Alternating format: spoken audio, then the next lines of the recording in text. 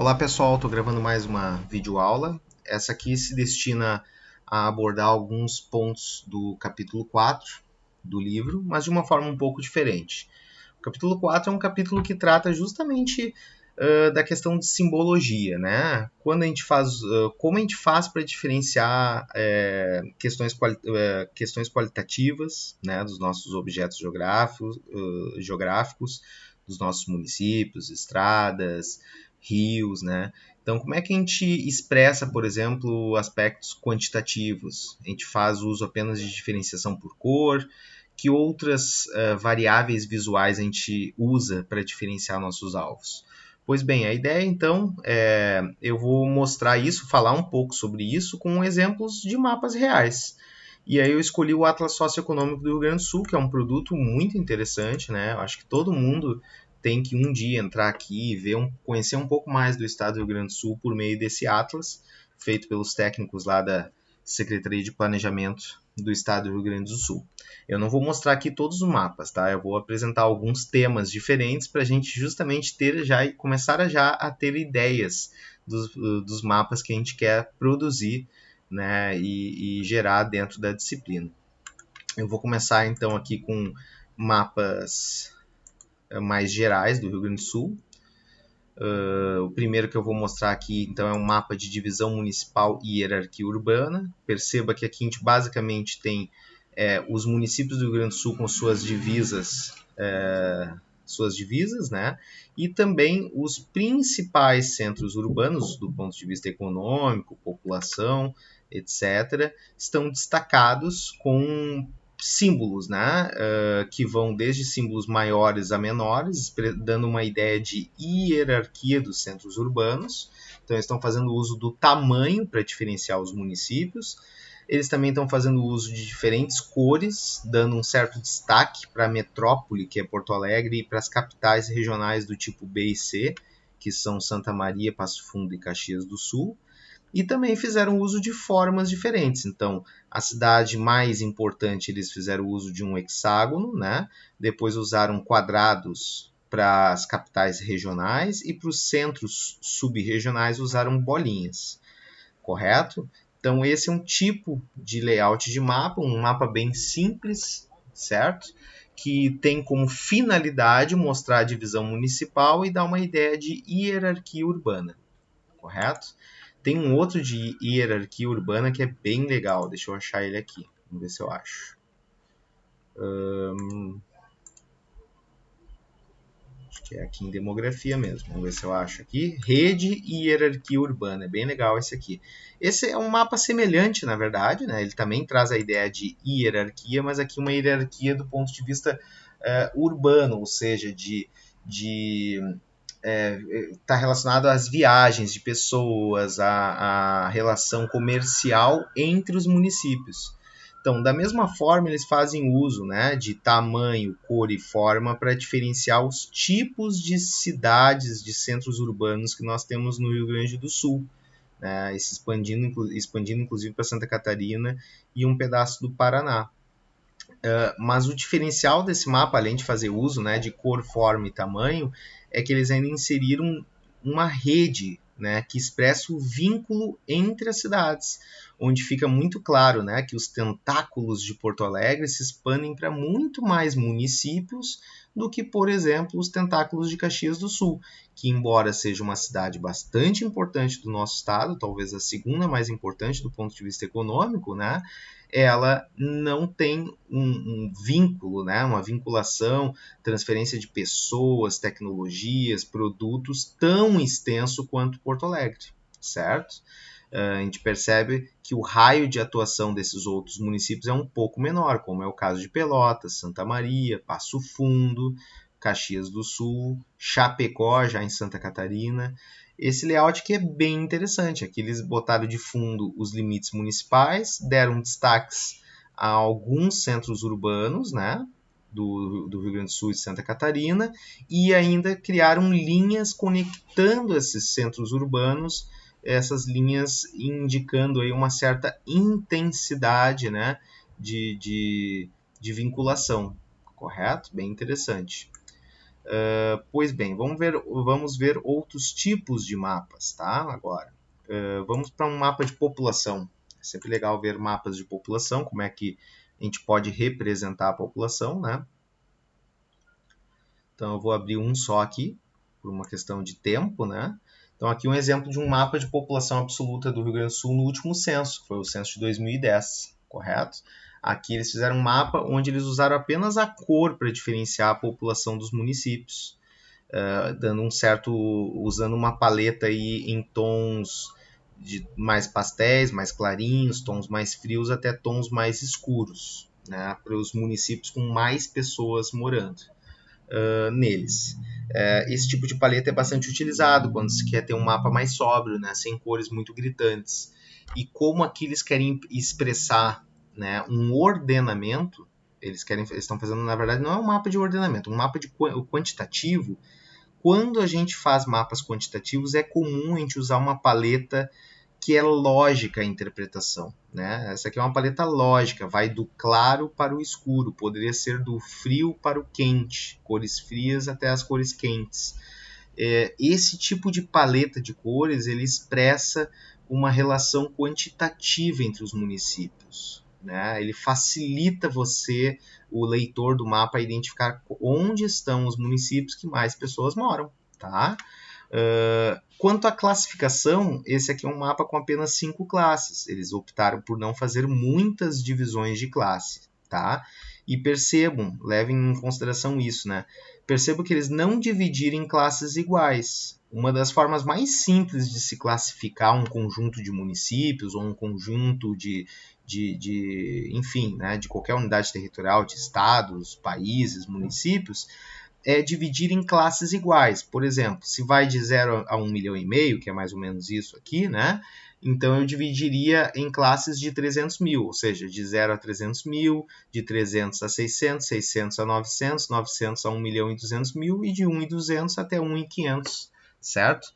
Por que eles não fizeram isso? Por conhecer as características do Rio Grande do Sul, não sei se vocês sabem, né? Mas o Rio Grande do Sul, o Porto Alegre é um município com maior população, 1,4 milhão, e depois, em segundo lugar, está Caxias com menos de 500 mil. Né? Se eles dividissem em classes iguais, o que ia acontecer?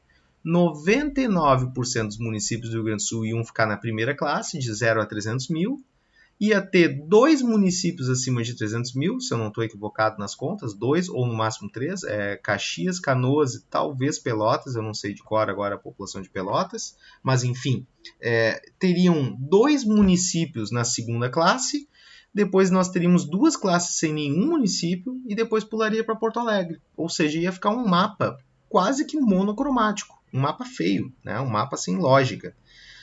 Pois bem, então eles decidiram fazer uma divisão mais por quantidade de municípios, né? Tipo, deixando um conjunto de municípios brancos, que são os municípios até 10 mil, mas tentando dar uma diferenciada para os municípios acima de 10 mil, que já de alguma forma já se destacam localmente, né? Dando um destaque para os municípios acima de 50 mil, que também são municípios conhecidos e que se destacam localmente, né? Como, por exemplo, Santana do Livramento, Alegrete, São Borja, são municípios que todo mundo conhece, né? Todo mundo um dia já ouviu falar, né? Então, para ressaltar e destacar mais municípios, eles optaram por essa classificação que não é uma classificação em intervalos iguais, correto? A gente vai ver depois um outro mapa que eles optaram por uma classificação em intervalos iguais. Então, tem esse nuance. Não existe uma regra, uma receita de bolo. Tem que ser em intervalos iguais. Dá para mudar de acordo com o que eles querem mostrar. Eles queriam mostrar mais municípios importantes no estado do Rio Grande do Sul do ponto de vista da população. E para isso eles resolveram colocar intervalos diferentes, né? Aqui, intervalos mais com um menor intervalo aqui na faixa de 1 até 50 mil, e depois sim resolveram dar uma espaçada um pouco maior para destacar então os municípios com maior quantidade de pessoas morando. Vamos para um outro mapa. Estou indo aleatório aqui, tá, pessoal? Estou indo para os mapas de forma mais aleatória. Eu vou mostrar, por exemplo, um mapa de bacias hidrográficas. Vamos ver se tem um aqui de bacias hidrográficas que mostra hidrografia. É interessante para ver como a hidrografia é representada, né? Então, aqui um mapa que eles estão basicamente ilustrando, né, as grandes bacias hidrográficas do Rio Grande do Sul e as linhas de drenagem no fundo, né, a cor padrão, a cor azulzinha, certo? A hidrografia basicamente se representa de duas formas, ou na forma de polígono ou na forma de linha. Então, os rios menores na forma de linha, os lagos, lagoas, lagunas e rios mais largos na forma de polígono, né? Mapeando as duas margens, correto? Então, aqui um mapa bem simplesinho, né? Um layout bem simplesinho de um mapa que expressa bacias e rede hidrográfica. Então, aqui não tem muito o que falar, basicamente usar o atributo cor para diferenciar, né, as regiões hidrográficas. Vamos para outros mapas. Padrões de paisagem, né? Vamos ver aqui um de padrões de paisagem, né? Um mapa de biomas no Rio Grande do Sul. Vamos ver o que temos aqui. Né? Então, aqui um mapa de biomas do Brasil. Vou mostrar aqui o do Brasil, né? Então, aqui, por exemplo, os biomas do Brasil. Aqui, de novo, né? É um mapa qualitativo, expressa categorias, tipos de biomas. É um mapa onde não existe associação entre os biomas, existe sim uma dissolução, né, entre eles. É um mapa dissociativo, certo? E por isso eles usaram cores aleatórias, estão vendo? Não existe uma vinculação entre as cores, né? O que significa as cores e um significado de hierarquia não é existente aqui. Neste caso, só fez uso de cores para diferenciar, né, os biomas do país. Certo? Um mapa bem simples também. Vamos para alguns outros aqui, vamos ver se eu acho um mapa interessante. Eu vou mostrar o exemplo de um mapa que eu já não gostei, tá? Um mapa de tipos de solo. Isso aqui é um exemplo de um mapa com um visual bastante poluído e que dificulta a gente a diferenciar os tipos de solo, né? O que aconteceu? Eles usaram uma classificação de solos aí com 14 classes, o que é muito bom, é bastante detalhado, né? Mas quando a gente enxerga o Rio Grande do Sul inteiro com essas 14 classes e com polígonos muito pequenos dentro do estado do Rio Grande do Sul, isso causa um certo desconforto olhar esse mapa, né? E sem contar que eles percebam um erro deles aqui. E, de novo, tá? Não estou fazendo uma crítica ao departamento lá de planejamento. Não é isso, tá, gente? É bacana a gente encontrar os erros nos mapas, até para quando a gente for fazer os nossos, a gente justamente melhorar esse tipo de representação. Perceba aqui que acontece, eles têm 14 classes e eles estão usando apenas a cor para diferenciar essas classes. Isso não é muito interessante, né? O ideal seria que eles fizessem uso de outros recursos, como, por exemplo, colocar texturas dentro desse preenchimento, né? Então, pode ser um laranja com uma diagonal, pode ser um amarelo com retas horizontais, verticais, enfim, eles poderiam ter explorado outras técnicas. E eu aproveito esse mapa para falar um pouco sobre generalização cartográfica. Eles poderiam ter generalizado mais, né? Fazer agrupamentos, remover polígonos pequenos, né? Por quê? Porque o mapa está muito poluído, tem muitos polígonos. Se a gente comparar esse mapa com, por exemplo, o mapa dos biomas que a gente viu antes, a gente vê que este mapa aqui ele tem excesso de informação. Não estou dizendo que não é bom ter bastante informação, né? Mas quando a gente imprime um mapa numa escala de pouco detalhamento, como essa aqui, né? E a gente carrega com muitas classes e cores muito parecidas entre as classes, a gente pode acabar... o que era para ser um mapa muito bom, cheio de detalhe, acaba virando um desperdício, né? Um mapa que é difícil de ser interpretado. Por exemplo, eu olho para uns tons aqui de lilás, clarinho, um lilás, um cinza, e eu não consigo identificar que classe é essa aqui na legenda. Eu tenho dificuldade para identificar que classe é essa, né? No caso aqui, os neossolos, né? Não é muito fácil diferenciar o neossolo de outras mais clarinhas que a gente tem aí. Enfim, só para dar um exemplo, né, de um mapa que eu acho que está muito carregado, né, de informação e com cores muito parecidas. Eles poderiam ter pensado em outra simbologia para diferenciar melhor as classes de solo. Agora já estamos chegando perto do fim desse vídeo, para ele não ficar muito pesado, né, eu vou mostrar alguns exemplos de mapas que expressam variáveis lineares, né, como, por exemplo, os modais, né? Modais de transporte. é bastante comum em mapas de infraestrutura, né, se fazer o uso principalmente de linhas e pontos. Perceba que esse é um mapa que praticamente não tem polígonos, só lá no fundo, para quem for bem detalhista vai ver que tem divisas de municípios lá no fundo, né? Enfim, né, tem aqui uma corzinha para destacar o Guaíba também. Mas vamos lá, basicamente o que tem aqui são linhas e polígonos. As linhas são muito utilizadas para representação de rodovias, ferrovias, hidrovia, dutovia e por aí vai, né? Que são feições que nos interessa saber o comprimento, nos interessa saber a extensão. E também carregado de feições pontuais, né? Que se faz uso de pontos, como terminais, pontes, certo? Portos, aeroportos. E bacana, que eles estão fazendo para diferenciar, né? Que variáveis visuais eles usam? Eles estão usando cores diferentes, eles estão usando formas diferentes, perceba traçados diferentes, como o traçado de ferrovia é bem diferente da de rodovia. Outra coisa, né? Eles estão usando bastante pictogramas, né? Que são figurinhas. Então, onde eles botaram um ponto lá que indica a localização do aeroporto, eles substituíram esse ponto por uma figurinha, um pictograma. Um pictograma que, bom, por si só tu entende ele, não precisaria nem olhar a legenda, né? Quando tu vê o aviãozinho, tu já sabe, é um aeroporto.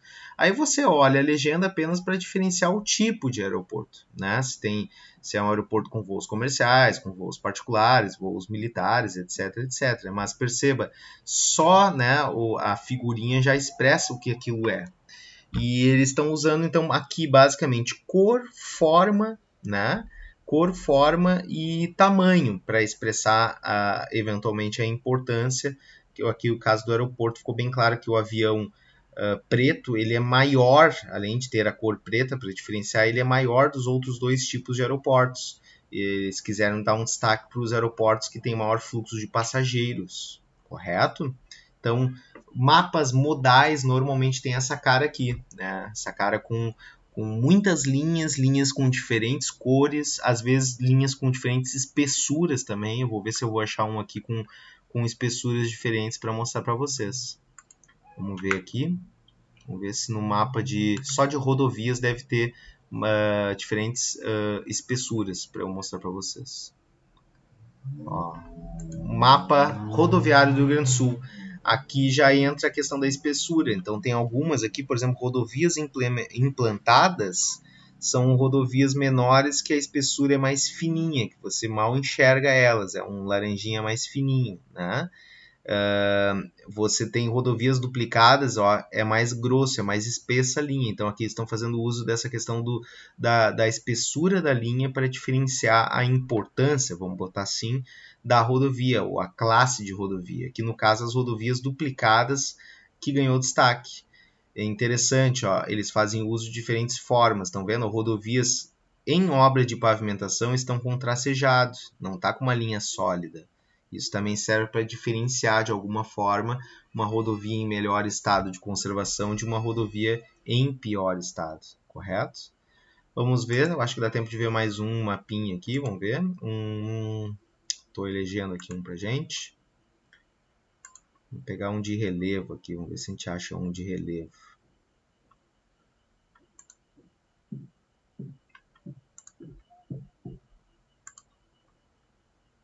Características do aqui tem de relevo. Aqui eu quis abrir um de relevo para a gente finalizar esse vídeo, porque aqui nós temos um mapa hipossométrico.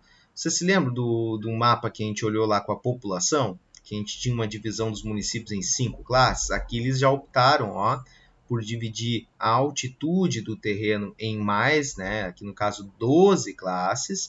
E olha o interessante, aqui eles optaram por intervalos iguais. Eles não quiseram dar destaque a nenhum grupo de pixels, aqui no caso, né? Pixels com valor de altitude. Eles não quiseram dar nenhum destaque a nenhum tipo de pixel, nem em áreas muito baixas, nem em áreas muito altas. Então eles optaram por fazer uma divisão igual, intervalos iguais. Mas vamos lá, se eles quisessem realçar, desculpe, né? Feições, pequenas ondulações existentes numa planície, né, de inundação, numa planície fluvial, como por exemplo aqui no meio eu sei que corre o rio Jacuí, né, que divide o estado do Rio Grande do Sul norte-sul. Aqui no meio tem o rio Jacuí e tem uma planície fluvial. Se eles quisessem diferenciar mais as formas nessa planície, que ficou aqui tudo verde escuro, basicamente, eles teriam que subdividir essa classe, né? Eles teriam que, provavelmente, eu que trabalho com inundações, eu sei disso, né? Se eles quisessem identificar, por exemplo, áreas de inundação, eles teriam que fazer uma subdivisão mais rigorosa aqui, provavelmente fazer de 0 a 10, 10 a 20, 20 a 40. Poderia fazer isso? Poderia, né? Os SIGs permitem que você faça a classificação manual, que não seja por intervalos iguais. E quando você aplica isso? Quando você tem interesse nisso, né? Então, naquele mapa de população, eles tinham interesse em destacar mais do que apenas um município, que seria o município de Porto Alegre, que tem lá 1,5 milhão de habitantes e é muito maior do que Caxias, que é o segundo maior e tem 400 e poucos mil. Então, o que eles fizeram lá naquele mapa? Eles fizeram uma divisão de modo a destacar mais municípios do que Porto Alegre. Já aqui, eles não tiveram esse interesse de dar um destaque maior, sei lá, para os campos de cima da serra, que são as áreas mais altas, ou para a planície costeira, que são as áreas mais baixas do estado do Rio Grande do Sul. Não, eles deram importância igual para todas as classes e resolveram fazer uma divisão por igual. Mas, por exemplo, se é uma pessoa que está estudando inundações e quer identificar até onde vai a planície de inundação, essa divisão não serve, porque tu ia pintar então que tudo que está abaixo de 90 metros fica debaixo da água.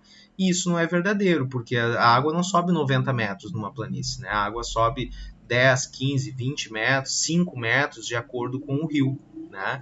Então, se eu quisesse ter uma divisão mais precisa das minhas planícies de inundação, talvez eu devesse mudar essa classificação por uma classificação manual, onde eu divido em mais classes altitudes baixas e menos classes de altitudes altas, correto? Pois bem, pessoal, mostrei alguns dos mapas, fica aí a dica, né? O Atlas Socioeconômico é uma ótima consulta, tanto de materiais para a gente usar em sala de aula, como para nos servir de inspiração para a gente fazer os nossos mapas ao longo desse semestre, tá? Vasculhem, o endereço está aqui em cima, atlassocioeconômico.rs.gov.br, certo, pessoal? Em breve aí mais alguns videozinhos para vocês. Um abraço!